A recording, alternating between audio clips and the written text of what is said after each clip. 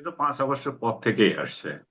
মুক্তিযুদ্ধে যে ভাস্কর্যগুলো ভাঙা হয়েছে, শাহেদ আলমের ভাষায় যদি অতিরিক্ত বাড়াবাড়ি করে থাকে, বঙ্গবন্ধুর ভাস্কর্য অতিরিক্ত তৈরি করে থাকে, তাহলে আপনি করেছে তো। একটাও একটাও রাখবেন না কেন?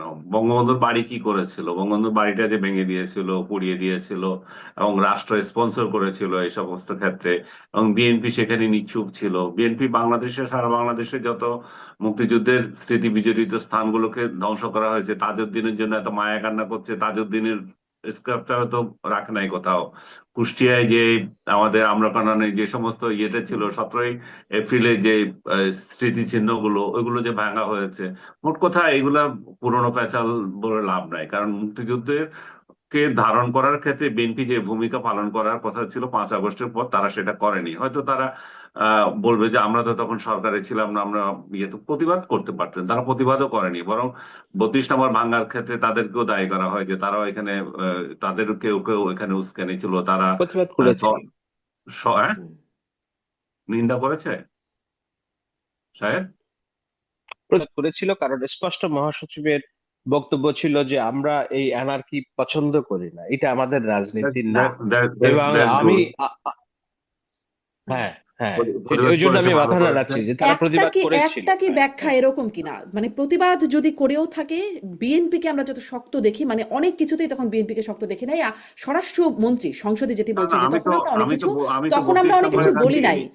আনিস আলমগীর, এই কথাটা কি এর সাথে রিলেট করা যায় কিনা আপনি একটু বলেন না যে তখন আমরা অনেক কিছু বলি নাই কারণ নির্বাচনটা আমাদের আদায় করার একটা জরুরি দরকার ছিল, না, অনেক সেটা কিছুতে সেটা আপোষ দরকার করেছি। ছিল, স্ট্র্যাটেজিক এই কারণে তারা সেটা করতে পারে। কিন্তু এটা তো আমি কোনোদিনই মানতে পারি না যে তারা 32 নম্বর ভেঙে, যে তারেক ভাই কথা দিলাম 32 নম্বর দখল নিলাম, এ ধরনের স্লোগান দেবে।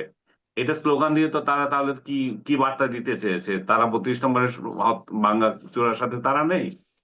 বোর্ড কথা আমি এটা বলতে পারে যে বিএনপি আমরা হয়তো ভুল করেছি, আমাদের যে স্টাইলে মুক্তিযুদ্ধের পক্ষে কথা বলা ছিল, তখন আমরা আসলে আওয়ামী বিরোধিতা করতে গিয়ে বঙ্গবন্ধু বিরোধিতা করতে পুরো মুক্তিযুদ্ধের বিরোধিতা যে হয়ে যাচ্ছে সেটা আমরা খেয়াল করে নাই। কিংবা একটা গোষ্ঠী আওয়ামী লীগ বিরোধিতা করতে গিয়ে বা বঙ্গবন্ধুকে বিরোধিতা একটু করতে গিয়ে একটু মুক্তিযুদ্ধের থামাই, বিরোধিতা আমি নেমে বলি গেছে। আনিস ভাই। ভাই আমি শেষ এটা করে, তুমি হলো বলো, যে কোনো অসুবিধা নাই। আচ্ছা, যখন আচ্ছা, একটা ওকে, গোষ্ঠী বলেন, আপনি বলেন, হ্যাঁ একটা বলেন। গোষ্ঠী একটা গোষ্ঠী এই বঙ্গবন্ধু কিংবা শেখ হাসিনা কিংবা এই যে আওয়ামী লীগের বিরোধিতা করতে গিয়ে এমন একটা পরিস্থিতি তৈরি করেছে যে সেটা স্বাধীনতা বিরোধী পর্যায়ে চলে গেছে, সেটা সেটা হয়তো তারা খেয়াল করে নাই। তো এইগুলোর জন্যই হয়তো এখন কেউ কেউ বলতে পারে যে তারা যে এখন মুক্তিযুদ্ধের পক্ষে দাঁড়িয়েছে, আমি স্যালিউট জানাই তাদেরকে। তারা যে দাঁড়িয়েছে এই মুহূর্তে পুরো ফিল্ড খালি, যে করে উগ্র মৌলবাদীরা যেটা আস্ফালন দেখাচ্ছে, স্বাধীনতা বিরোধীরা যেভাবে আস্ফালন দেখাচ্ছে, সেই জায়গায় বিএনপি যে দাঁড়িয়েছে, বিএনপি যে মুক্তিযুদ্ধের পক্ষে কথা বলছে আওয়ামী লীগের অনুপস্থিতিতে, মানুষ আশাবাদী হয়েছে, মানুষ তাদেরকে সেলুট দেয়। যে এবং এই যে মানুষ তো একাধারে, মানে বিএনপি স্বীকার করে কিনা জানি না, আমি তো জেলে ছিলাম, কিন্তু আমি জেলখানাতে থেকেও তো দেখেছি যে জেলখানায় যত যত আওয়ামী লীগ নেতা কর্মী ছিল, তারা কি হারে চেয়েছে যে এই উগ্র মৌলবাদী গোষ্ঠী ক্ষমতায় না আসুক, যাতে বিএনপি যাতে ক্ষমতায় আসুক। এবং আমি আত্মীয় স্বজন অন্যান্য লোকজনের কাছে যেভাবে চেয়েছি, তারাও একই কথা বলেছে, তারা ভোট দিয়েছে আওয়ামী লীগের লোকজন যারা সাপোর্টার ছিল, তারা বিএনপি কে ভোট দিয়েছে। কেন দিয়েছে? কারণ তারা যা দেখছে যে আওয়ামী লীগের অনুপস্থিতিতে এখন বাংলাদেশে মুক্তিযুদ্ধকে ধারণ করতে পারে এবং করছে বিএনপি, অন্য কেউ না। কিন্তু অতীতে তারা যেটা তাদের ভূমিকাটা 5 আগস্টের পর যেটা করার কথা ছিল, যেটা আমি আবারও বলছি, তারা ওই ওই ওই বিরোধিতা করতে গিয়ে এদিকে চলে গিয়েছিল।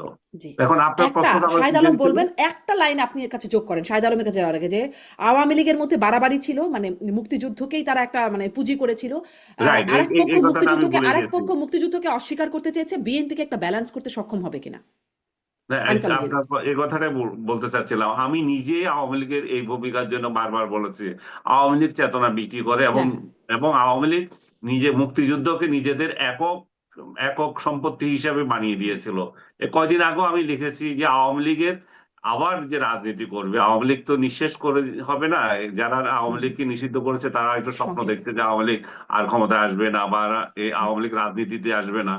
সো যে পরিস্থিতিতে তৈরি হোক না কেন, আওয়ামী লীগ যদি রাজনীতিতে আবার ফেরত আসেও, আওয়ামী লীগকে এটা পরিত্যাগ করতে হবে যে মুক্তিযুদ্ধ আমাদের সম্পত্তি তা না, মুক্তিযুদ্ধ সবার সম্পত্তি, মুক্তিযুদ্ধে যার যার অবদান যেটুকু আছে সেটুকু হিস্সা দিতে হবে। বাট নিশ্চয়ই। আওয়ামী লীগের আরেকটা এখানে ফেস সেভিং কথাও আছে যে আমরা চেতনা বিক্রি করছি, আমরা মুক্তিযুদ্ধের একক শক্তি বলছি, তো সেটা তো 5 আগস্টের পর প্রমাণ হয়েছে। 5 আগস্টের পর বিএনপি একক শক্তি, বিএনপি ওই যে হারে মুক্তিযুদ্ধের পক্ষে দাঁড়ানোর কথা ছিল সেভাবে দাঁড়ায় নাই, এখন দাঁড়াচ্ছে। এখন আমি তাদেরকে লাইক করে জি। ইয়ে করছি, পছন্দ করছি, এবং আমি মনে করছি তাদের এই ভূমিকা পছন্দ করছি, মানে তাদের এই ভূমিকাকে পছন্দ করছি, এবং আওয়ামী লীগের অনেক লোক এটাকে সমর্থন করছে, পছন্দ করছে। এবং আনিস আলমগীর একদম মুক্তিযুদ্ধের স্পষ্ট। পক্ষে অনেক বিএনপির ধন্যবাদ। ভূমিকা নিয়ে এখন আর নিন্দা করছে না তারা। অনেক ধন্যবাদ শাহিদ আলম।